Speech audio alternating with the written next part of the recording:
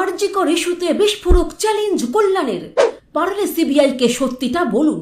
বিদ্রোহী কাকলি শর্মিলাকে নিশানা। দিল্লি থেকে তৃণমূলের পাল্টা আক্রমণ।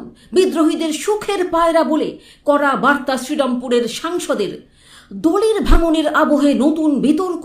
আরজি কর প্রসঙ্গ তুলে রাজনৈতিক মহলে বাড়ালেন জল্পনা। 20 সাংসদের বিদ্রোহের মাঝেই তোপের মুখে বিক্ষুব্ধ শিবির। নেত্রীর পাশেই থাকার বার্তা কল্যাণ বন্দ্যোপাধ্যায়ের। রাজ্যের রাজনৈতিক পরিস্থিতি যখন তৃণমূলের অন্দরের ভাঙন ও বিদ্রোহকে কেন্দ্র করে উত্তপ্ত, ঠিক সেই সময় দিল্লি থেকে বিস্ফোরক মন্তব্য করলেন তৃণমূল সাংসদ কল্যাণ বন্দ্যোপাধ্যায়। আরজি কর কাণ্ডকে সামনে এনে তিনি সরাসরি চ্যালেঞ্জ ছুড়ে দিলেন দুই বিদ্রোহী সাংসদ কাকলি ঘোষ দস্তিদার এবং শর্মিলা সরকারকে। কল্যাণের বক্তব্য, আরজি করে ঠিক কি হয়েছিল, পারলে সিবিআইকে সত্যিটা বলুন। তার এই মন্তব্য ঘিরে নতুন করে রাজনৈতিক বিতর্ক শুরু হয়েছে।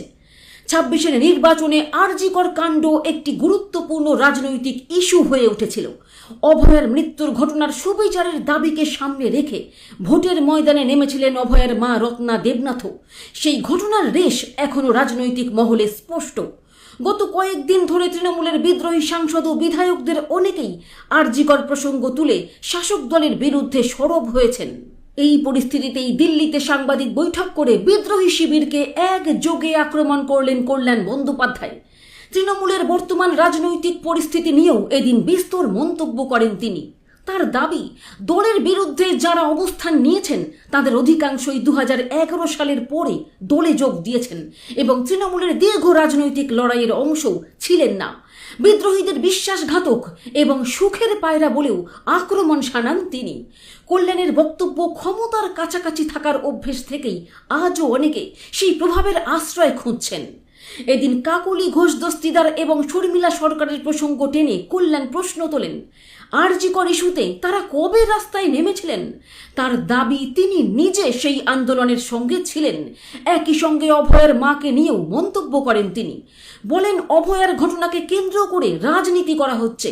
এরপরেই দুই চিকিৎসক সাংসদকে উদ্দেশ্য করে তার সেই বহুল চর্চিত চ্যালেঞ্জ, পারলে আরজি করে কি হয়েছে সিবিআইকে গিয়ে বলুন। তবে কল্যাণের এই মন্তব্যকে ঘিরেই নতুন প্রশ্ন উঠতে শুরু করেছে রাজনৈতিক মহলে। কারণ দীর্ঘদিন ধরেই আরজি কর কাণ্ডে তথ্য গোপনের অভিযোগ নিয়ে বিতর্ক রয়েছে। ফলে তার বক্তব্যের বিভিন্ন রাজনৈতিক ব্যাখ্যাও সামনে আসছে। যদিও সেই বিতর্কের মাঝেই নিজের অবস্থান স্পষ্ট করে দিয়েছেন তৃণমূল সাংসদ। তিনি জানিয়েছেন, অতীতে যেমন মমতা বন্দ্যোপাধ্যায়ের সঙ্গেই তিনি ছিলেন, এখনও আছেন এবং ভবিষ্যতেও থাকবেন। তার কথায় অন্যদের কাছে হয়তো ক্ষমতা, প্রশাসন